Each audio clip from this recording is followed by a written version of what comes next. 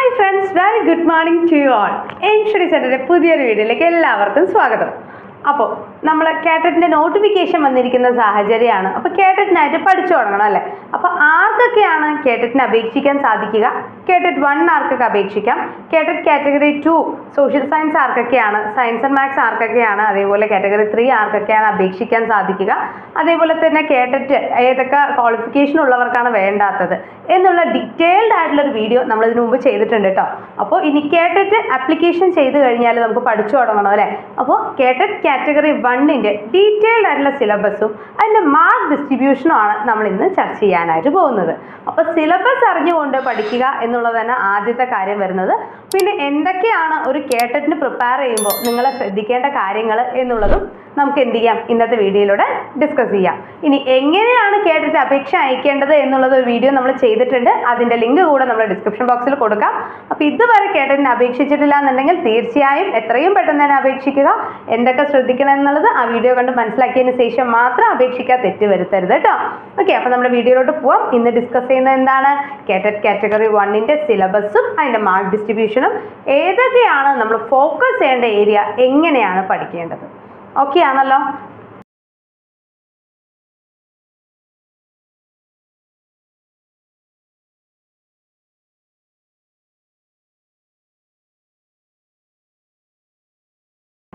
അപ്പോൾ നമ്മുടെ കേട്ടറ്റ് category 1ൻ്റെ syllabus ആണ് കേട്ടോ. നിങ്ങൾക്കറിയാം കേട്ടറ്റ് മീൻസ് എന്താണ്? നമ്മളുടെ കേരള ടീച്ചർ എലിജിബിലിറ്റി ടെസ്റ്റാണ് നടത്തുന്നത്. നമ്മുടെ പരീക്ഷാ ഭവനാണ് അല്ലേ? അപ്പോൾ ഇതിൽ ഞാൻ ആദ്യം നിങ്ങൾക്ക് ഇതിൻ്റെ മാർക്ക് ഡിസ്ട്രിബ്യൂഷനെ കുറിച്ചിട്ട് പറഞ്ഞുതരാം.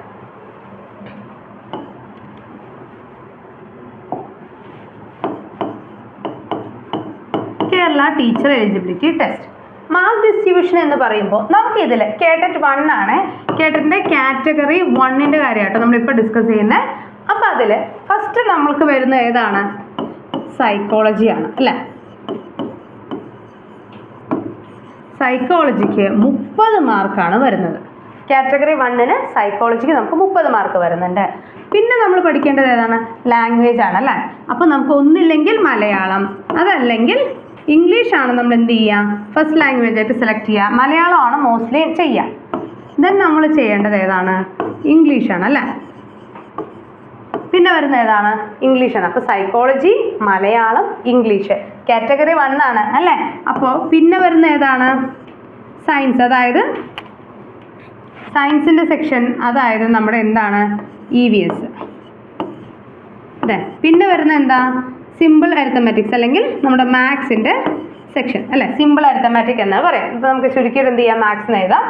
Malayalam 30 mark, psychology 30, English 30, EVS 30 വരും, മാത്സ് 30 വരും. ടോട്ടലായിട്ട് നമുക്ക് 150 മാർക്കിൻ്റെയാണ് പരീക്ഷ എന്ന് പറയുന്നത്.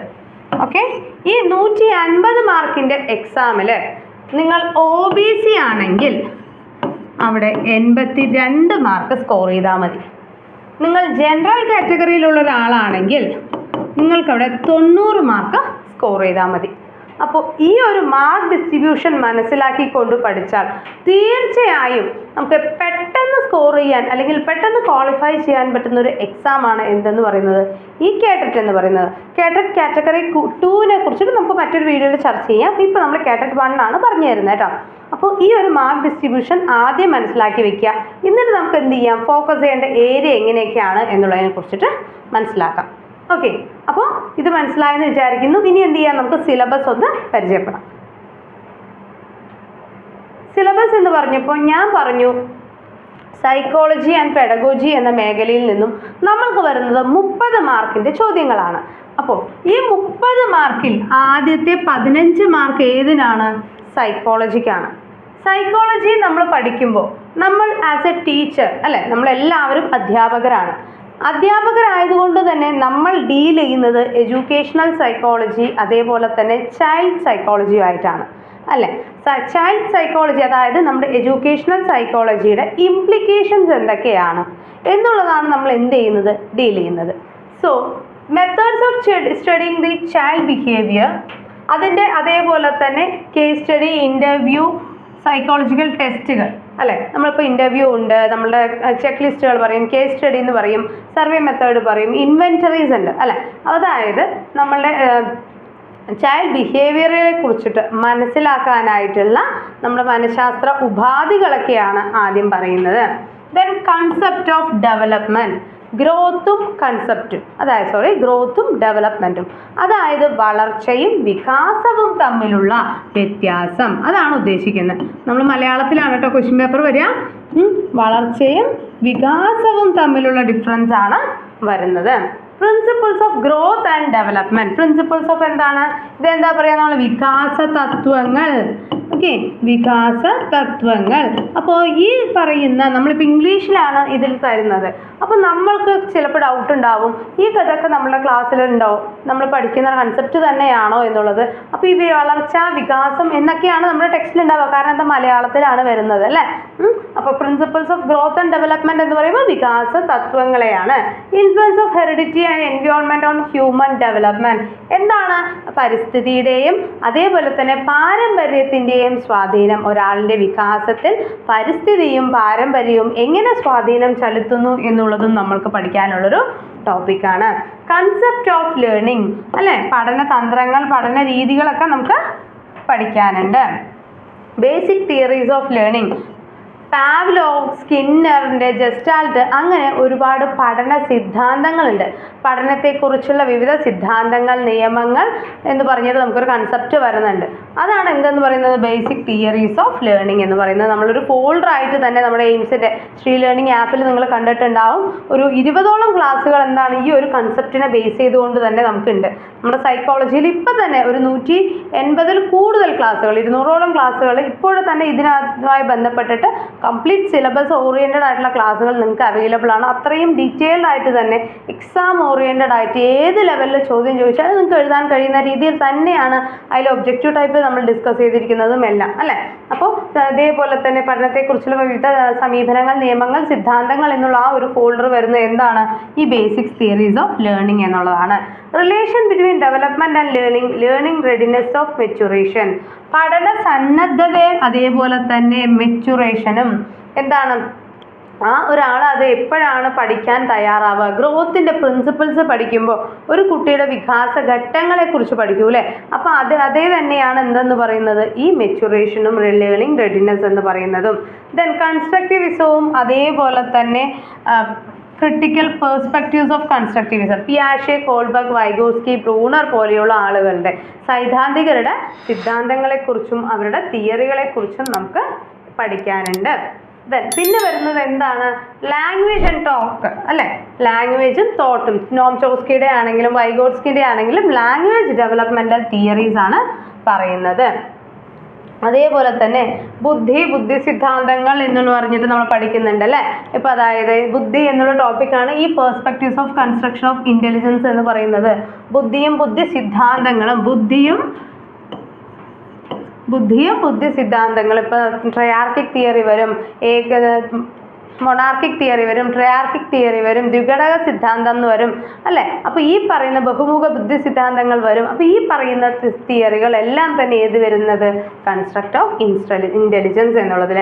ലാംഗ്വേജ് ആൻഡ് തോട്ട്, നമ്മൾ എന്ത് പറഞ്ഞു, ഭാഷാ വികസനം എന്നുള്ള നോം ചോസ്കിയുടെയും വൈഗോട്സ്കിയുടെയും കൺസെപ്റ്റുകളെല്ലാം വരുന്നത് എവിടെയാണ്, ലാംഗ്വേജ് ആൻഡ് തോട്ട് എന്നുള്ളവിടെയാണ്. Gender as a social construct, അതായത് gender role, gender bias and educational practice അല്ലേ? അതായത് ഒരു ബോയ് ഗേൾ എന്നുള്ള ആ ഒരു കൺസെപ്റ്റും അതിൻ്റെ ഡിഫറൻസ്, ജെൻഡർ റോൾസ് എന്തൊക്കെയാണ്, ഈ സൊസൈറ്റിയിലുള്ള ഈ ജെൻഡർ റോളുകളെക്കുറിച്ചും ജെൻഡർ ബയാസുകളെ കുറിച്ചിട്ടുള്ള ചോദ്യങ്ങൾ എല്ലാ കേട്ടറ്റ് പരീക്ഷകളിലും കാണാറുണ്ട് അല്ലേ? Individual difference among the learners, understanding the difference based on the diversity of caste, gender, community. Individual ഡിഫറൻസുകളെ കുറിച്ച് മനസ്സിലാക്കണം. ഇൻസ്റ്റിറ്റ്യൂട്ട് ബിറ്റ്വീൻ അസസ്മെൻറ്റ്, അതായത് ഇവാലുവേഷൻ ആൻഡ് അസസ്മെൻറ്റിനെ കുറിച്ചിട്ടുള്ള ചോദ്യങ്ങൾ വരാറുണ്ട്. കണ്ടിന്യൂസ് ആൻഡ് കോംപ്രിഹെൻസീവ് ഇവാലുവേഷൻ, CCEൻ്റെ പറ്റി പഠിക്കണം. Assessing learner achievements, grading, adjustment mechanism അല്ലേ? ഇത്രയും കാര്യങ്ങളാണ് നമ്മൾ പഠിക്കേണ്ടത്. അഡ്ജസ്റ്റ്മെൻറ്റ് മെക്കാനിസം എന്ന് പറയുമ്പോൾ നമ്മൾ ആദേശം ചെയ്യുക, സ്വാംശം, അങ്ങനെയുള്ള ഒരുപാട് കാര്യങ്ങൾ വരുന്നുണ്ട് അല്ലേ? ഉദ്ദീപനം എന്നൊക്കെ പറഞ്ഞിട്ട് നമുക്ക് ഒരുപാട് കാര്യങ്ങൾ പഠിക്കാനുണ്ട്. അഡ്ജസ്റ്റ്മെൻറ്റ് ആൻഡ് മാൽ അഡ്ജസ്റ്റ്മെൻറ്റ് അല്ലേ. അപ്പോൾ ഈ കൺസെപ്റ്റുകളെല്ലാം തന്നെ നമ്മൾ ഈ പറയുന്ന മേഖലയിൽ കവർ ചെയ്തെടുക്കേണ്ടതാണ്. അറിയാം, ഒരു 82 മാർക്ക് സ്കോർ ചെയ്യേണ്ട കാര്യമുള്ളൂ. പക്ഷെ നിങ്ങൾ ഇൻഡെപ്ത് ആയിട്ട് തന്നെ ഓരോ കൺസെപ്റ്റും മനസ്സിലാക്കിയിട്ട് പഠിക്കണം. അതിനുശേഷം ഇത്രയും മേഖലയിൽ നിന്നും നമുക്ക് എത്ര മാർക്കിന് ചോദ്യങ്ങൾ വന്നു? 15 മാർക്കിൻ്റെ ചോദ്യങ്ങൾ വന്നു അല്ലേ. ഇനി നമുക്ക് എന്ത് ചെയ്യണം? ബാക്കിയുള്ള മേഖല, അതായത് ഇൻക്ലൂസീവ് എഡ്യൂക്കേഷൻ അഥവാ ഉൾച്ചേർന്ന വിദ്യാഭ്യാസം എന്ന് പറയും അല്ലെ. ഇൻക്ലൂസീവ് എഡ്യൂക്കേഷൻ അല്ലെങ്കിൽ ഉൾച്ചേർന്ന വിദ്യാഭ്യാസം എന്ന മേഖലയിൽ നിന്നും എക്സെപ്ഷണൽ ചിൽഡ്രൻ, അതേപോലെ children with special needs, divorce backgrounds, concept of learning disabilities, addressing the talented, creatively especially abled children അല്ലേ. നമ്മളിപ്പോൾ ബുദ്ധിയുടെ വർഗീകരണങ്ങൾ പഠിക്കുമ്പോൾ ഇപ്പം മന്ദബുദ്ധി, മൂഢബുദ്ധി, അതേപോലെ തന്നെ ഇൻ്റലിജൻറ്റ്, ADHD അങ്ങനെയൊക്കെ പറഞ്ഞ് നമ്മൾ എന്ത് ചെയ്യും? ലേണിംഗ് ഡിസബിലിറ്റീസും അതേപോലെ തന്നെ ബുദ്ധിയുടെ ഓരോ വർഗീകരണങ്ങളെക്കുറിച്ചും മനസ്സിലാക്കും അല്ലേ. അപ്പോൾ ആ പറയുന്ന കൺസെപ്റ്റുകൾ എല്ലാം തന്നെ അവർക്ക് നൽകുന്ന വിദ്യാഭ്യാസത്തിൻ്റെ സവിശേഷതകൾ, അവർക്ക് എങ്ങനെയുള്ള ആക്ടിവിറ്റീസ് കൊടുക്കണം, അവരെ പൊതുവിദ്യാലയങ്ങളിൽ ഉൾക്കൊള്ളിച്ചുകൊണ്ട് പഠിക്കേണ്ടതിൻ്റെ ആവശ്യകതകൾ എന്തൊക്കെയാണ്, അങ്ങനെയുള്ള കൺസെപ്റ്റുകൾ വരുന്ന മേഖലയാണിത്. ഇതിൽ നിന്നും തീർച്ചയായും 5 മാർക്കിൻ്റെ ചോദ്യങ്ങൾ ഉണ്ടാകും. അപ്പം ഞാൻ എടുത്തു പറയട്ടെ, ഈ പറഞ്ഞ 5 മേഖലകളിൽ നിന്നും നിങ്ങൾ ഇത് കവർ ചെയ്യുകയാണെന്നുണ്ടെങ്കിൽ, ഈ പറഞ്ഞ 5 മേഖലകളും നിർബന്ധമായും കവർ ചെയ്യുകയാണെന്നുണ്ടെങ്കിൽ അവിടെ 5 മാർക്ക് നിങ്ങൾക്ക് ഉറപ്പിക്കാം. കാരണം ലേണിംഗ് ഡിസബിലിറ്റീസ് പഠിക്കുമ്പോൾ നമുക്ക് 3 കൺസെപ്റ്റാണ് അവിടെ പഠിക്കുന്നത്. ഇപ്പോൾ ADHD പഠിക്കുന്നുണ്ട് അല്ലേ. അതുകൂടാതെ നമ്മൾ പഠിക്കുന്നതാണ് എന്തെന്ന് പറയുന്നത്? Dysgraphia, dyscalculia, dyslexia. ഈ പറഞ്ഞതിൽ നിന്നും തീർച്ചയായും ഒരു ചോദ്യം വരാറുണ്ട്. PWD ആക്ടിനെ കുറിച്ച് തീർച്ചയായും ഒരു ചോദ്യം വരാറുണ്ട്. അപ്പോൾ ഈ ഒരു മേഖല, എക്സെപ്ഷണൽ ചിൽഡ്രനെ കുറിച്ചിട്ടുള്ളൊരു ചോദ്യം തീർച്ചയായും വരും. അപ്പോൾ ഈ മേഖലയിൽ നിന്നുള്ള ചോദ്യം ഭാഗം ഒന്ന് നല്ല പോലെ കവർ ചെയ്താൽ തീർച്ചയായും നമുക്ക് അവിടെ 5 മാർക്ക് സ്കോർ ചെയ്യാം. ഓക്കെ, ദെൻ അടുത്ത മേഖല എന്താണെന്ന് നോക്കാം. ഇത് അപ്പോൾ നമുക്ക് എന്തായി? ഇപ്പോൾ 20 മാർക്കിൻ്റെ പാർട്ട് എന്തൊക്കെയാണെന്ന് നമ്മൾ ഡിസ്കസ് ചെയ്തു. സൈക്കോളജി ടോട്ടൽ 30 ആണ്, അതിൽ 20 മാർക്കിന് എന്തൊക്കെയാണെന്ന് നമ്മൾ പറഞ്ഞു. ഇനി പറയുന്നത് ലേണിംഗ് ആൻഡ് പെഡഗോജി എന്നുള്ള മേഖലയാണ്. പെഡഗോജിയിൽ നമുക്ക് വരുന്നത് എന്തൊക്കെയാണ്? ലേണിംഗ് ആൻഡ് പെഡഗോജി എന്ന് പറയുമ്പോൾ how children think and learn, children എങ്ങനെയാണ് തിങ്ക് ചെയ്യുന്നതും പഠിക്കുന്നതും. എഡ്യൂക്കേഷണൽ സൈക്കോളജി പഠിക്കുന്ന പോലെ തന്നെ how to implement these psychology എന്നുള്ളതും വളരെ ഇമ്പോർട്ടൻ്റ് ആണ്. അതായത് കുട്ടികൾക്ക് എങ്ങനെ പഠിപ്പിക്കാം, കുട്ടികളുമായി ഇൻട്രാക്ട് ചെയ്യുമ്പോൾ അവിടെ സ്വീകരിക്കേണ്ട നിയമങ്ങൾ, കാര്യങ്ങളൊക്കെ എന്തൊക്കെയാണ് എന്നുള്ളതാണ്. ഇപ്പോൾ ലേണിംഗ് ആൻഡ് അച്ചീവ്മെൻറ്റ്സ് വരുന്നുണ്ട്, ടീച്ചിങ് ആൻഡ് ലേണിംഗ് വരുന്നുണ്ട്, child as A problem solver and scientific investigator എന്നുള്ളത് വരുന്നുണ്ട്, alternative concepts of learning, self corrective nature of the child, അങ്ങനെ ഇമോഷണൽ ഡെവലപ്മെൻറ്റ്സ്, അതേപോലെ തന്നെ തിങ്കിങ്, റീസണിങ്, അവരുടെ മോട്ടിവേഷൻ, ഫാക്ടേഴ്സ് കോൺട്രിബ്യൂട്ടിങ് ലേണിംഗ്. ഇത്തരത്തിൽ pedagogy teaching ആപ്റ്റിറ്റ്യൂഡുമായി ബന്ധപ്പെട്ടിട്ട്, pedagogy and teaching ആപ്റ്റിറ്റ്യൂഡുമായി ബന്ധപ്പെട്ടിട്ട് നിങ്ങൾക്ക് വരുന്ന ചോദ്യങ്ങളുടെ എണ്ണം എന്ന് പറയുന്നത് 10 എണ്ണമാണ്. ഓക്കെ ആണല്ലോ. 10 മാർക്കിൻ്റെ ചോദ്യങ്ങൾ പെഡഗോജി ആൻഡ് ടീച്ചിങ് ആപ്റ്റിറ്റ്യൂഡ് എന്ന മേഖലയിൽ നിന്നും വരും. ആകെ അപ്പോൾ നമ്മൾക്ക് 30 മാർക്കിൻ്റെ സൈക്കോളജിയിൽ, 10 മാർക്കിൻ്റെ പെഡഗോജിയും ബാക്കി എന്താണ് 15 മാർക്കിന് ബാക്കി 20 മാർക്കിന് നിങ്ങൾക്ക് സൈക്കോളജി മേഖലയാണ്. അതിൽ ആ 5 മാർക്ക് ഞാൻ പറഞ്ഞു, ആ 5 മാർക്ക് എന്ന് പറയുന്നത് നമ്മൾ വളരെ ചെറിയ മേഖല, PWD ആക്ടുകൾ, ഇൻക്ലൂസീവ് എഡ്യൂക്കേഷൻ, അതേപോലെ തന്നെ നമ്മളുടെ ലേണിംഗ് ഡിസബിലിറ്റീസ്, അങ്ങനെയുള്ള ആ ഒരു മേഖല ഷുവർ ആയിട്ടുള്ള 5 മാർക്കാണ്. ബാക്കിയുള്ള എല്ലാ മേഖലയിൽ നിന്നും 15, ആകെ 30 മാർക്കിൻ്റെ ഡിസ്ട്രിബ്യൂഷനാണ് ആദ്യം വരുന്നത്. നമുക്ക് ദെൻ ചിന്തിക്കേണ്ട കാര്യം എന്ന് പറയുന്നത് നമ്മുടെ ലാംഗ്വേജിലോട്ട് കിടക്കുകയാണ്. ലാംഗ്വേജ് എന്ന് പറയുമ്പോൾ നമ്മൾ ഫസ്റ്റ് ലാംഗ്വേജ് ഏതാണ്? നോർമലി ഒരുപാട് പേര് ചൂസ് ചെയ്യുന്നതാണ് എന്തെന്ന് പറയുന്നത് മലയാളം. അപ്പോൾ നമുക്ക് മലയാളം, കന്നഡ, തമിഴ് എന്നുള്ളതാണ് നമുക്കിവിടെ ചൂസ് ചെയ്യാൻ സാധിക്കുന്നത്. മലയാളം, കന്നഡ, തമിഴ്. അപ്പോൾ ഞാനിപ്പോൾ നമുക്ക് മലയാളത്തിൻ്റെ, കാരണം most of the students like 90% സ്റ്റുഡൻസും ഏത് തന്നെയാണ്? നമ്മളുടെ മലയാളം തന്നെയാണ് ചൂസ് ചെയ്തിട്ടുണ്ടാവുക. അപ്പോൾ ഇതിൽ കഴിഞ്ഞ ദിവസം ഒരു എക്സാമിൽ നമ്മളെ കുട്ടികൾക്ക് പാറ്റേൺസ് ഒക്കെ പറഞ്ഞു കൊടുത്തപ്പോൾ എനിക്ക് മനസ്സിലായ ഒരു കാര്യമുണ്ട്.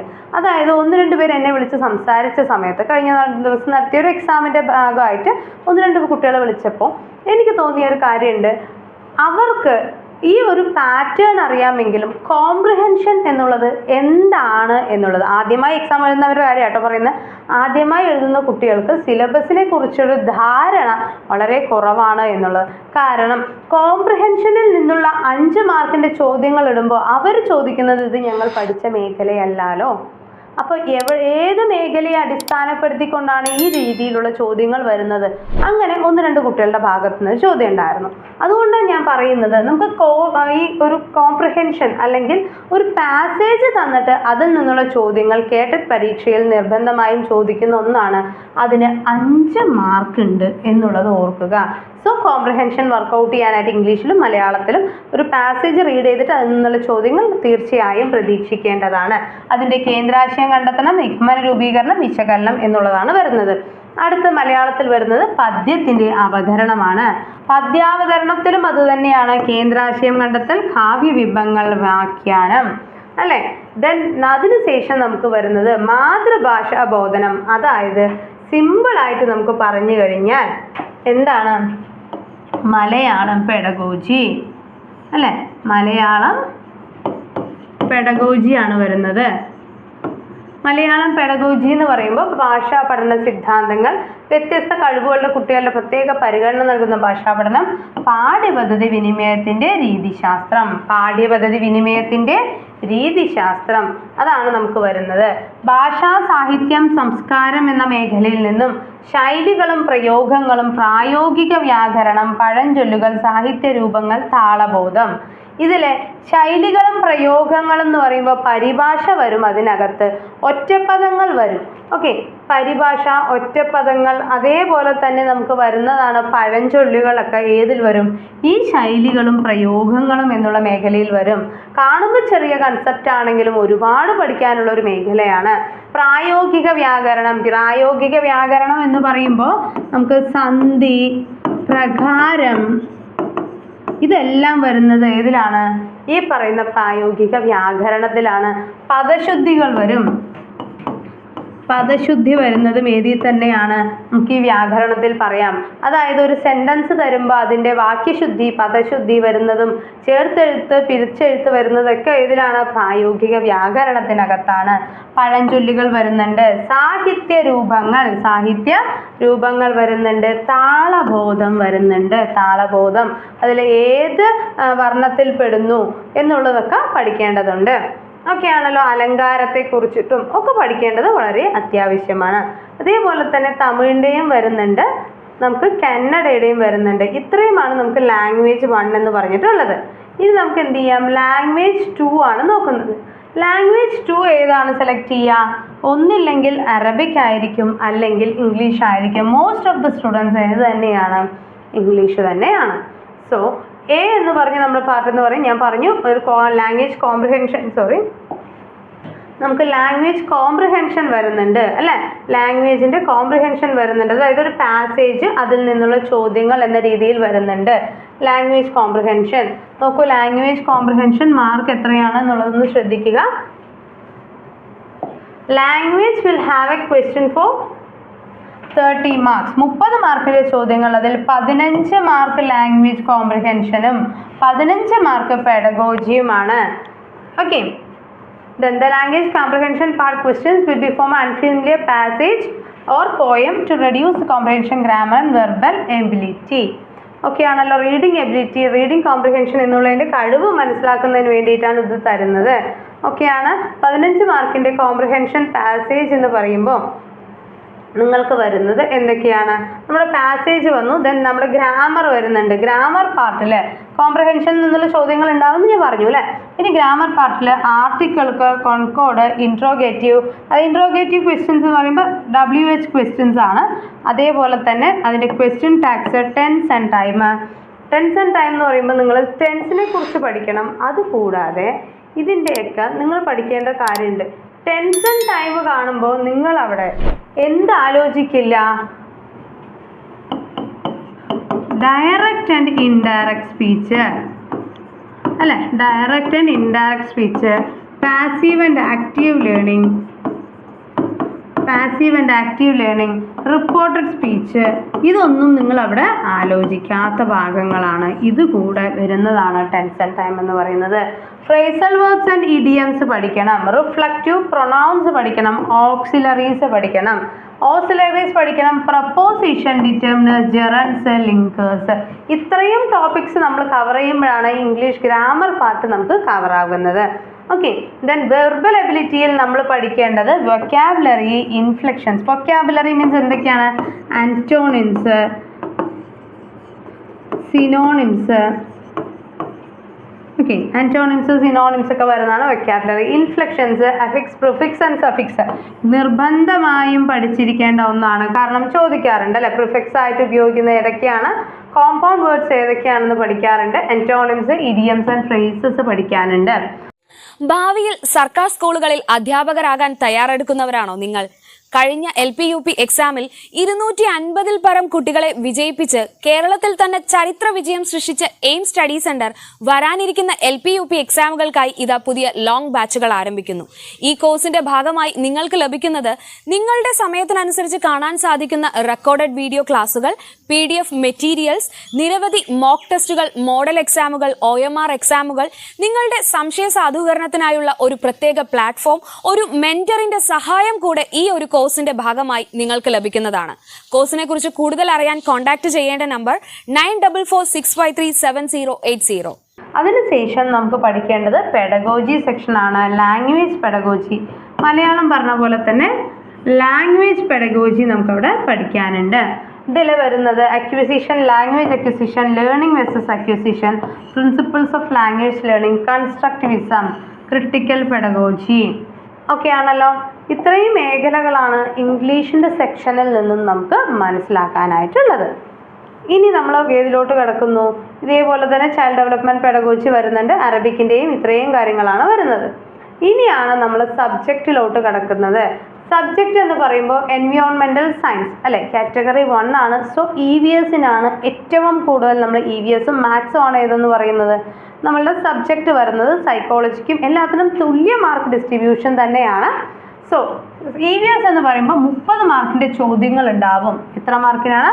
30 മാർക്കിൻ്റെ. അപ്പോൾ ആദ്യത്തെ 20 മാർക്ക് കണ്ടന്റിനാണ്. കണ്ടന്റ് എന്ന് പറയുമ്പോൾ ഏതൊക്കെ ടോപ്പിക്സ് ആണ് വരുന്നത്? ഫാമിലി വരുന്നുണ്ട്. ഫാമിലി എന്ന് പറയുമ്പോൾ ഡിഫറെൻറ്റ് ഫോംസ് ഓഫ് ഫാമിലി ആവാം, ജോലികളെ കുറിച്ചിട്ടാവാം, അതിൻ്റെ വ്യവസ്ഥകൾ അല്ലെ, കുടുംബ വ്യവസ്ഥ, സമൂഹം, സാമൂഹീകരണം എന്നൊക്കെ പറഞ്ഞ് നമ്മൾ ടോപ്പിക്ക് പഠിക്കുന്നുണ്ട് അല്ലേ. അപ്പോൾ അതുമായി ബന്ധപ്പെട്ടുള്ള ചോദ്യങ്ങൾ. ജലം, വാട്ടർ എന്ന ടോപ്പിക്ക്, വാട്ടർ പഠിക്കുമ്പോൾ നമ്മൾ എന്തൊക്കെ പഠിക്കണം? ജലത്തിൻ്റെ സവിശേഷതകളൊക്കെ പഠിക്കണം അല്ലേ, 5ാം ക്ലാസ്സിലെ ബുക്കിൽ വരുന്നുണ്ട്. അപ്പോൾ നിങ്ങൾ ചോദിക്കും, അതിന് ഞങ്ങൾ 4 വരെയുള്ളതല്ലേ കേട്ടിട്ട് 1, എന്തിനാ ഞാൻ 5ലെയും 6ലെയും 7ലെയും പഠിക്കുന്നതെന്ന് ചോദിക്കുന്നുണ്ട് കുട്ടികൾ. അപ്പോൾ അവരോട് എനിക്ക് പറയാനുള്ളത്, ഈ പറയുന്ന ടോപ്പിക്കുകൾ ഒരാളും 5 വരെയുള്ള ബുക്ക് നല്ല എടുക്കുന്നത് കേട്ടറ്റിന് എക്സാമിന് തീർച്ചയായും നിങ്ങൾക്ക് 8ാം ക്ലാസ് വരെയുള്ള പാഠപുസ്തകങ്ങളിൽ നിന്നുള്ള ഭാഗങ്ങൾ പ്രതീക്ഷിക്കാം. എക്സാമിന് പ്രിപ്പയർ ചെയ്യുന്നവരുടെ പ്രത്യേക ശ്രദ്ധയ്ക്ക് നമ്മൾ പഠിക്കുമ്പോൾ നമ്മൾ കടന്നു തന്നെ പഠിക്കുക. ഒരു ഭാഗത്തു നിന്നും എങ്ങനെയൊക്കെ ചോദ്യം വരുന്നത് ആലോചിച്ചുകൊണ്ട് പഠിക്കുക. തീർച്ചയായും ഞാൻ പറയാം, കേട്ടറ്റ് കാറ്റഗറി 1ന് നിങ്ങൾക്ക് 8ാം ക്ലാസ് വരെയുള്ള പാഠപുസ്തകങ്ങളിൽ നിന്നുള്ള ചോദ്യങ്ങൾ ഉണ്ടാവും. സോ നമ്മൾ പഠിക്കുന്ന സമയത്ത് നല്ല രീതിയിൽ പഠിക്കുക. കാരണം നിങ്ങൾക്ക് തന്നെ അറിയാം, 4ാം ക്ലാസ് വരെയുള്ള പാഠപുസ്തകത്തിൽ നിന്നും എത്രത്തോളം ഡെപ്തിലുള്ള ചോദ്യങ്ങൾ വരും അല്ലേ. അത്രയും ഡെപ്തിലുള്ള ചോദ്യങ്ങളൊന്നും സാധാരണ 4 വരെയുള്ള ബുക്കിലില്ല. അപ്പോൾ നല്ല നല്ല ചോദ്യങ്ങൾ വരുന്നത് തീർച്ചയായും 8 വരെയുള്ള പാഠപുസ്തകങ്ങളിൽ നിന്നാണ്. സോ നിർബന്ധമായിട്ട് നമ്മൾ എന്ത് ചെയ്യണം? 8ാം ക്ലാസ് വരെയും കവർ ചെയ്തിരിക്കണം. മിനിമം കേട്ടോ, ഞാൻ മിനിമം ആണ് പറയുന്നത്. 8ാം ക്ലാസ് വരെയും കവർ ചെയ്തിരിക്കണം കാറ്റഗറി 1 പ്രിപ്പയർ ചെയ്യുന്ന ഒരാൾ. ദെൻ അഗ്രികൾച്ചർ പറയുമ്പോൾ കൃഷി വരുന്നുണ്ട്. കൃഷി എന്ന് പറയുന്നത് എന്താണ്? കൃഷി രീതികൾ, ഡിഫറെൻറ്റ് ടൈപ്സ് ഓഫ് അഗ്രികൾച്ചർ എന്നുള്ളതാണ്. കൃഷി രീതികൾ പറഞ്ഞ പോലെ തന്നെ ഡിഫറെൻറ്റ് ടൈപ്സ് ഓഫ് അഗ്രികൾച്ചർ എന്ന് പറയുമ്പോൾ എപ്പികൾച്ചർ, ക്യൂണികൾച്ചർ, സെറികൾച്ചർ എന്ന് പറഞ്ഞ് ഡിഫറെൻറ്റ് ടൈപ്സ് ഓഫ് കൃഷി രീതികൾ വരുന്നുണ്ട് അല്ലേ, അതാണ് വരുന്നത്. ദെൻ വെഹിക്കിൾസ് വരുന്നുണ്ട്, സോയിൽ വരുന്നുണ്ട്, മണ്ണ്, different types of soil pollution, soil erosion, preventive measures, conservation of soil, ഇതെല്ലാം ഏതിൽ വരുന്നതാണ്? സോയിൽ എന്ന് പറഞ്ഞു വരുന്നതാണ്. അടുത്തതാണ് എർത്ത് എന്ന് പറയുന്നത്. എർത്തിൽ ഏതൊക്കെ വരും? ബയോഡൈവേഴ്സിറ്റി വരും, എക്കോസിസ്റ്റം വരും, പൊല്യൂഷൻ ഒഴിവാക്കേണ്ട കാര്യങ്ങൾ വരും, പ്രൊട്ടക്ഷൻ, അതിൻ്റെ റെമഡിയൽ മെഷേഴ്സിനെ കുറിച്ച് പഠിക്കേണ്ടതുണ്ട്. ദെൻ ഷെൽട്ടേഴ്സ് എന്നുള്ളതാണ് അടുത്ത ടോപ്പിക്. ഷെൽട്ടേഴ്സ് എന്ന് പറയുമ്പോൾ different structures, different characteristics of animal structures, shelters അതൊക്കെയാണ് വരുന്നത്. ഡിസീസസ് എന്ന് പറയുമ്പോൾ രോഗങ്ങളും രോഗകാരികളും, രോഗങ്ങൾ അല്ലേ, രോഗങ്ങളും രോഗകാരികളും, ഡിഫറെൻറ്റ് ടൈപ്സ് ഓഫ് ഡിസീസസ് എന്ന് പറയുമ്പോൾ നിങ്ങൾക്ക് ഏതൊക്കെ രീതിയിലുള്ള ഡിസീസുകളാണ് വരുന്നത്? അപ്പോൾ ഞാൻ പറയാം, ഇവിടെ എഴുതാനുള്ളൊരു സ്പേസ് കുറവായതുകൊണ്ട് ഞാൻ പറയുന്നുണ്ട് അല്ലേ. ജീവിതശൈലി രോഗങ്ങളെക്കുറിച്ച് പഠിക്കണം, പകർച്ചവ്യാധികൾ എന്ന് പഠിക്കണം, ബാക്ടീരിയൽ രോഗങ്ങൾ, വൈറസ് രോഗങ്ങൾ, തൊഴിൽജന്യ രോഗങ്ങൾ, പാരമ്പര്യ രോഗങ്ങൾ, ഇതെല്ലാം രോഗങ്ങൾ എന്ന ടോപ്പിക്കിൽ വരുന്നതാണ്. രോഗങ്ങൾ പഠിക്കുമ്പോൾ ഫസ്റ്റ് എയ്ഡ് ഒഴിവാക്കാൻ പറ്റുമോ? ഇല്ല. രോഗങ്ങളോടൊപ്പം ഫസ്റ്റ് എയ്ഡിനും കൂടെ ഇമ്പോർട്ടൻസ് കൊടുത്തുകൊണ്ട് പഠിക്കുക. Then public institutions, job, energy. Energy എന്ന് പറയുമ്പോൾ ഊർജം. അനിമൽ വേൾഡ് പഠിക്കണം, അനിമൽസ്, അനിമൽ മൂവ്മെൻറ്റ്സ്, അങ്ങനെയുള്ള കാര്യങ്ങൾ. പ്ലാന്റ്സിനെ കുറിച്ച് പഠിക്കണം, ഫസ്റ്റ് എയ്ഡ് പഠിക്കണം, solar system, air and light. Light എന്ന് പഠിക്കുമ്പോൾ അവിടെ ഐ മറക്കരുത്. Protection of I, reflection of light and shadow. Reflection of light and shadow പഠിക്കുമ്പോൾ നിങ്ങൾ മറന്നു പോകരുത് എന്താണ് എക്ലിപ്സുകളെ കുറിച്ച് പഠിക്കാൻ. എക്ലിപ്സ് എന്ന് വെച്ചാൽ എന്താ? സൂര്യഗ്രഹണം, ചന്ദ്രഗ്രഹണം, സൂര്യഗ്രഹണത്തെ വീക്ഷിക്കാനുള്ള മുൻകരുതലുകൾ എന്തൊക്കെയാണ് എന്നുള്ളത് മറക്കരുത്. 5ാം ക്ലാസ് പാഠപുസ്തകത്തിൽ എടുത്തു പറഞ്ഞിട്ടുള്ള ഒരു മേഖലയാണ് ഇതെന്ന് പറയുന്നത്. ഓക്കെ ആണല്ലോ. Sources of light, protection of I എന്ന് പറയുന്നത് ലൈറ്റ് എന്ന ടോപ്പിക്കിൽ നിന്നും ആ മേഖലയിൽ നിന്നുള്ള ചോദ്യങ്ങൾ തീർച്ചയായും ഉണ്ടാവും. അതേപോലെ തന്നെ നമ്മളിപ്പോൾ പ്ലാന്റ്സ് പറഞ്ഞു, വെറൈറ്റി ഓഫ് പ്ലാന്റ്സ് പറഞ്ഞപ്പോൾ അവിടെ നമ്മൾ എന്ത് പഠിക്കണം? Creepers, climbers, herbs, shrubs, trees, അത്രയും ഡെപ്തിൽ തന്നെ പഠിക്കുക. ഓക്കെ.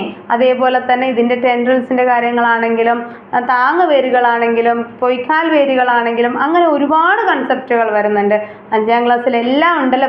ഫസ്റ്റ് ചാപ്റ്റർ വരുന്നത് പ്ലാൻ വേൾഡ് എന്ന് പറഞ്ഞ് വരുന്ന ചാപ്റ്ററിൽ അത്രയും ഡീറ്റെയിൽഡ് ആയിട്ട് കൊടുത്തിട്ടുണ്ട്. ഫോട്ടോസിന്തസിസ് പഠിക്കുമ്പോൾ ഫോട്ടോസിന്തസിസിൽ ഉണ്ടാവുന്ന കെമിസ്ട്രി, ഡാർക്ക് പ്രോസസ്സും ലൈറ്റ് പ്രോസസ്സൊക്കെ ഉണ്ടല്ലേ. അപ്പോൾ ആ ക്രെബ് സൈക്കിളും ഒക്കെ ഒന്ന് ജസ്റ്റ് അറിഞ്ഞു വെച്ചുകൊണ്ട് തന്നെ പഠിക്കാനായിട്ട് ശ്രദ്ധിക്കുക. ഓക്കെ ആണല്ലോ. അപ്പോൾ നമുക്ക് ഇത്രയും മേഖലയാണ് നമുക്ക് എന്തെന്ന് പറയുന്നത് EVSൻ്റെ സെക്ഷനിൽ കാറ്റഗറി 1-ന് നോക്കാനുള്ളത്. അതിനുശേഷം നമ്മൾ എന്ത് ചെയ്യും? അതിൻ്റെ പെഡഗോജി സെക്ഷൻ കൂടെ പഠിക്കും. സയൻസ് പെഡഗോജി എന്ന് പറയുമ്പോൾ science, aims of learning science, supplementary activities, എന്തൊക്കെയാണ് ശാസ്ത്ര പഠനത്തിൻ്റെ ലക്ഷ്യങ്ങൾ അല്ലേ, സപ്ലിമെൻ്ററി ആക്ടിവിറ്റീസ് എന്തൊക്കെയാണ്, സയൻറ്റിഫിക് പ്രോസസ്സുകൾ എന്തൊക്കെയാണ്, സ്കിൽസ് എന്തൊക്കെയാണ്, സയൻസ് ടീച്ചിങ്ങിൻ്റെ അപ്രോച്ചസ് എന്തൊക്കെയാണ് അല്ലെ, വിവിധ സമീപനങ്ങൾ, ശാസ്ത്രം അഭ്യസിപ്പിക്കുമ്പോഴുള്ള വിവിധ സമീപനങ്ങൾ, integrated approach, evaluation strategies, role of science teacher important ആണ്, യൂണിറ്റ് അനാലിസിസ്, പെഡഗോഗിക് അനാലിസിസ്, അതേപോലെ തന്നെ ബ്ലൂംസ് ടാക്സോണമി എല്ലാം തന്നെ എന്ത് ചെയ്യുക? കൃത്യമായി തന്നെ മനസ്സിലാക്കുക. ഇവാലുവേഷൻ സിസ്റ്റം, ആക്ഷൻ റിസർച്ച് എന്നുള്ളതും ഇമ്പോർട്ടൻ്റ് ആയി പഠിക്കേണ്ട ഒന്നാണ് അല്ലേ. നമ്മൾ ഫോർമേറ്റീവ് ആൻഡ് സമ്മേറ്റീവ് അസസ്മെൻറ്റ് പോലെ തന്നെ ഇമ്പോർട്ടൻ്റ് ആണ് ഏതെന്ന് പറയുന്നതും ഈ ആക്ഷൻ റിസർച്ച് എന്നുള്ളതും. ലേണിംഗ് എയ്ഡ്സിനെ കുറിച്ച് മനസ്സിലാക്കി വെക്കുക. 2D 3D എന്ന് പറഞ്ഞിട്ടുള്ള എയ്ഡുകൾ ഉണ്ട് അല്ലേ. അത് ഏതൊക്കെയാണ്, എങ്ങനെയാണ് അതിൻ്റെ ക്ലാസിഫിക്കേഷൻ എന്നുള്ളത് അറിയാം. ഇവാലുവേഷൻ സിസ്റ്റംസും ഗ്രേഡിങ്ങും പഠിച്ചു വെക്കുക. ഓക്കെ ആണല്ലോ. ഇനി മാത്സിൽ അടുത്ത മേഖല ഏതാണ്? അപ്പോൾ നമ്മളിപ്പോൾ ഡിസ്കസ് ചെയ്തതിൽ സൈക്കോളജി എന്തൊക്കെയാണ് വരാമെന്ന് പറഞ്ഞു, ഇംഗ്ലീഷ് ഏതൊക്കെ മേഖലകൾ നോക്കണം എന്ന് പറഞ്ഞു, മലയാളത്തിൽ ഏതൊക്കെ മേഖലകൾക്ക് ഫോക്കസ് കൊടുക്കണം എന്ന് പറഞ്ഞു, സയൻസ് ഏതൊക്കെ മേഖലകൾക്കാണ് ഫോക്കസ് കൊടുക്കേണ്ടതെന്ന് പറഞ്ഞു. ലാസ്റ്റ് ഏതൊക്കെയാണ് നമുക്ക് വരുന്നത്? ഇനി മാത്സ് കൂടെ ഉണ്ട് അല്ലേ, സിമ്പിൾ അരിത്തമാറ്റിക്സ് കൂടെ ഉണ്ട്. സിമ്പിൾ അരിത്തമാറ്റിക്സ് എന്ന് പറയുമ്പോൾ നമുക്ക് വരുന്നത് നമ്പേഴ്സ് എന്ന് വരുന്നുണ്ട്. അതായത് നമ്പേഴ്സ് മീൻസ് എന്താണ്? അതായത് നമ്മളുടെ സംഖ്യകളും അടിസ്ഥാന ക്രിയകളും എന്ന് പറയുമ്പോൾ ഏതൊക്കെ വരാം അതിനകത്ത്? ഇതിൻ്റെ പ്ലേസ് വാല്യൂ വരാം, ഓർഡർ വരാം, അഡീഷൻ, സബ്ട്രാക്ഷൻ, ഡിവിഷൻ വരാം, ബോർഡ് മാസ് വരാം അല്ലേ. പ്ലേസ് വാല്യൂ ഉണ്ട്, ഫേസ് വാല്യൂ ഉണ്ട് അല്ലേ. ഫേസ് വാല്യൂ, പ്ലേസ് വാല്യൂ, പിന്നെ വരുന്നത് എന്താണ്? അതിൻ്റെ അഡീഷൻ വരാം, സബ്ട്രാക്ഷൻ വരാം, മൾട്ടിപ്ലിക്കേഷൻ വരാം, ഡിവിഷൻ വരാം, ബോർഡ് മാസ് റൂൾ വരാം, LCM വരാം, HCF വരാം. ഇതെല്ലാം ബേസിക് ഓപ്പറേഷൻസിൽ വരുന്നതാണ്. പ്രൈം നമ്പേഴ്സ് പഠിക്കണം. അതേപോലെ തന്നെ 15 വരെയെങ്കിലും മൾട്ടിപ്ലിക്കേഷൻ ടേബിൾ എന്ന് ഞാൻ പറയുന്നില്ല, നിങ്ങൾക്കറിയാം. മൾട്ടിപ്ലിക്കേഷൻ നിർബന്ധമായും പഠിക്കണം. 15 വരെയെങ്കിലും സ്ക്വയർ പഠിച്ചു വെക്കണം, സ്ക്വയേഴ്സ് പഠിച്ചു വെക്കണം. ഓക്കെ. ദെൻ ഫ്രാക്ഷൻസ് എന്താണെന്ന് പറയുന്നത്? ഭിന്നസംഖ്യകളുടെ അതേപോലെ തന്നെ നമ്മൾ എന്ത് പറയുന്നുണ്ട്? ക്വാണ്ടിറ്റേറ്റീവ്സ് ആയിട്ടുള്ള കാര്യങ്ങൾ, അതായത് ലിറ്ററിന് കിലോഗ്രാം, ലിറ്റർ മില്ലി ലിറ്ററിലാക്കുക, മീറ്ററിന് കിലോമീറ്റർ ആക്കുക, മീറ്റർ പെർ സെക്കൻഡിന് കിലോമീറ്റർ പെർ അവർ ആക്കുക. അങ്ങനെയുള്ള കാര്യങ്ങൾ കൺവേർഷൻസ് നിർബന്ധമായും പഠിച്ചിരിക്കണം. ദെൻ ഫ്രാക്ഷൻസിൻ്റെ ഓപ്പറേഷൻസ് പഠിച്ചിരിക്കണം. അതായത് തുല്യ ഭിന്നസംഖ്യകൾ ഉണ്ടാവും, അതേപോലെ തന്നെ ഭിന്നസംഖ്യകളുടെ ഛേദങ്ങൾ ഒരേപോലെ ഈക്വലായി വരുന്നത്, അതേപോലെ അംശങ്ങൾ ഈക്വലായി വരുന്നത്, അങ്ങനെയുള്ള മേഖലകളൊക്കെ പഠിച്ചിരിക്കണം. ദെൻ വെയിറ്റ്, ഡെസിമൽസ്, ഓപ്പറേഷൻസ്, ഇത് മാത്രം പഠിച്ചാൽ പോരാ, ഇത് മാത്രമേ ഇതിൽ കൊടുത്തിട്ടുള്ളൂ. അതായത് നമ്മുടെ സിലബസിൽ നമ്മൾ കൊടുക്കുമ്പോൾ ആ സംഖ്യകളും അടിസ്ഥാന ക്രിയകളും ഫ്രാക്ഷൻസ്, അതേപോലെ തന്നെ ക്വാണ്ടിറ്റേറ്റീവ് ആയിട്ടുള്ള കാര്യങ്ങൾ, അതേപോലെ പിന്നെ തന്നിരിക്കുന്ന ഏതായിരുന്നു? ഡെസിമൽസ്. ഇത്രയാണ് തന്നിരിക്കുന്നത്. പക്ഷേ നിർബന്ധമായും ശരാശരിയെ കുറിച്ച് പഠിക്കണം. പിന്നെ എന്താണ് ശരാശരി? മീൻസ് നമ്മുടെ ആവറേജ് ആണ്. ഓക്കെ. ഇതേപോലെ തന്നെയുള്ള കണക്കുകൾ വരുന്നുണ്ട് അല്ലേ? അങ്ങനെയുള്ള മേഖലകൾ, ശരാശരി, ചെറിയ ചെറിയ പലിശയുടെ കണക്കുകൾ, അതൊക്കെ നമ്മൾ അറിഞ്ഞു വെക്കണം. കാരണം അതിൽ നിന്നുള്ള ചോദ്യങ്ങളൊക്കെ നമുക്ക് വരാവുന്നതാണ്. ദെൻ ജോമെട്രി എന്ന് പറയുമ്പോൾ ജോമെട്രി എന്ന് പറയുമ്പോൾ ഒരുപാട് ഇക്വേഷൻസ് നിങ്ങൾ അറിഞ്ഞില്ലെങ്കിലും ഏരിയയുടെ വോള്യത്തിൻ്റെ എങ്കിലും അറിഞ്ഞു വെക്കണം നിർബന്ധമായിട്ടും. ഇത് രണ്ടിൻ്റെയും ഏതിൻ്റെയൊക്കെയാണ് കണ്ടുപിടിക്കേണ്ടത്? സ്ക്വയർ, റെക്റ്റാങ്കിള്, ഇത് 2D ആണെങ്കിലാണ് കേട്ടോ. സ്ക്വയർ, റെക്റ്റാങ്കിള്, സർക്കിള്, ഇതിൻ്റെ എല്ലാം ഏരിയ കണ്ടുപിടിക്കണം. ഇതിൻ്റെയൊക്കെ 3D രൂപമാകുമ്പോൾ എന്താണ്? ക്യൂബ്, പ്രിസം, സ്പിയർ എന്നൊക്കെ പറയൂ അല്ലേ? അപ്പോൾ ഇതിൻ്റെ എല്ലാം വോള്യൂം, ഏരിയയും എങ്ങനെയാണ് കണ്ടുപിടിക്കേണ്ടതെന്ന് മനസ്സിലാക്കണം. പിന്നെ പാറ്റേൺസ് ഓഫ് ജിയോമെട്രിക് ഫിഗേഴ്സ് മനസ്സിലാക്കി വെക്കണം. Then basic operations of solving including length, capacity, money, practical problems. ഞാൻ പറഞ്ഞു അല്ലേ? ഇപ്പോൾ ലെങ്ത് തന്നിട്ടുണ്ട്, വെയിറ്റ് തന്നിട്ടുണ്ട്, ഇതിൻ്റെ കൺവേർഷൻസ് കൂടെ നമ്മൾ എന്ത് ചെയ്യണം? നിർബന്ധമായിട്ട് പഠിച്ചു വെക്കണം. അതായത് കിലോഗ്രാമിനെ ഗ്രാമിലോട്ടാക്കാൻ അല്ലേ? കിലോഗ്രാം ടു ഗ്രാം ഉണ്ടാവും, അല്ലെങ്കിൽ ഗ്രാം ടു കിലോഗ്രാം ഉണ്ടാവും. ഓക്കെ. ഇതൊക്കെ നമ്മൾ എന്ത് ചെയ്യണം? നിർബന്ധമായിട്ടും പഠിച്ചു വെക്കണം. ദെൻ സമയത്തിൻ്റെ കണക്കുകൾ, അതായത് മിനിറ്റ് ടു സെക്കൻഡ് ഉണ്ടാവും, സെക്കൻഡ് ടു മിനിറ്റ് ഉണ്ടാവും. ഇതൊക്കെ എന്താണ്? വളരെ ഇമ്പോർട്ടൻ്റ് ആണ്. ഓക്കെ ആണല്ലോ? അപ്പോൾ ഇത്രയും മേഖലയിൽ നിന്നും നമുക്ക് ചോദ്യങ്ങൾ വരാം. ഇനി പെഡഗോജി സെഷനിലും ഇതേപോലെ തന്നെ മാത്സ് പെഡഗോജി, അല്ലെങ്കിൽ nature of mathematics, place of mathematics in curriculum, അതേപോലെ mathematics trends and development, approaches to mathematics, teaching mathematical strategies, ഇതെല്ലാം വളരെയധികം ഇമ്പോർട്ടൻ്റ് ആയിട്ട് വരുന്നതാണ്. അപ്പോൾ ഇത്രയും മേഖലകളാണ്. അതേപോലെ തന്നെ മാത്തമാറ്റിക്സിൻ്റെ ഇവാലുവേഷൻ ടെക്നിക്സുകൾ, കോംപ്രഹെൻസീവ് ഇവാലുവേഷൻ, ആക്ഷൻ റിസർച്ച്, ഇതിൻ്റെ ടീച്ചിങ്ങിന്, അതായത് മാത്തമാറ്റിക്സ് പഠിക്കേണ്ടതിൻ്റെ ആവശ്യകതകൾ, ഇതുമായി ബന്ധപ്പെട്ട് ടീച്ചിങ് ആപ്റ്റിറ്റ്യൂഡിൽ നിന്നുള്ള ചോദ്യങ്ങളും നമ്മൾക്കുണ്ടാകും. അപ്പോൾ നമ്മുടെ KTET 1ൻ്റെ സിലബസ് കംപ്ലീറ്റ് ആയിട്ട് നിങ്ങൾ ഏതൊക്കെ ഭാഗങ്ങളാണ് ഫോക്കസ് ചെയ്യേണ്ടത്, അതേപോലെ ഏതൊക്കെ മേഖലകളിൽ നിന്നും എത്രയൊക്കെ മാർക്കിൻ്റെ ചോദ്യങ്ങളാണ് വരുന്നത് എന്നുള്ളത് നമ്മൾ ഡിസ്കസ് ചെയ്തു. അപ്പോൾ KTETൻ്റെ ഒരു ഫ്രീ ഗ്രൂപ്പിൻ്റെ ലിങ്ക് നമ്മൾ ഡിസ്ക്രിപ്ഷൻ ബോക്സിൽ കൊടുക്കുന്നുണ്ട്. അപ്പോൾ നിങ്ങൾ എത്രയും പെട്ടെന്ന് ജോയിൻ ചെയ്യുക. എക്സാം വരെ നിങ്ങൾക്ക് അതിൻ്റെ ഫ്രീ ആയിട്ടുള്ള ക്ലാസ്സുകൾ നമ്മൾ അതിലൂടെ നിങ്ങളിലേക്ക് എത്തിക്കുന്നതായിരിക്കും. അപ്പോൾ നമ്മുടെ ചാനൽ ആദ്യമായിട്ടാണ് നിങ്ങൾ കാണുന്നതെങ്കിൽ തീർച്ചയായും ചാനൽ സബ്സ്ക്രൈബ് ചെയ്യുക. അതേപോലെ നിങ്ങളുടെ ഫ്രണ്ട്സിലോട്ട് കൂടെ ഈ വീഡിയോ ഒന്ന് ഷെയർ ചെയ്യാനായിട്ട് ശ്രദ്ധിക്കുക. നിങ്ങൾക്കുള്ള ഡൗട്ട്സ് എന്തെങ്കിലും ഉണ്ടെങ്കിൽ അത് കമൻറ്റ് ബോക്സിൽ ഇട്ട് കഴിഞ്ഞാൽ നമ്മൾ അതിനുള്ള മറുപടികൾ തരുന്നതായിരിക്കും കേട്ടോ. അപ്പോൾ നമ്മുടെ KTETനെ കുറിച്ചും അതേപോലെ തന്നെ നമ്മുടെ പുതിയ കോഴ്സുകളെ കുറിച്ച് അറിയുന്നതിനായിട്ട് താഴെ കാണുന്ന നമ്പറിൽ നിങ്ങൾക്ക് കോൺടാക്ട് ചെയ്യാം. 9446537080. അപ്പോൾ മറ്റൊരു വീഡിയോ ആയിട്ട് നമുക്ക് വീണ്ടും കാണാം.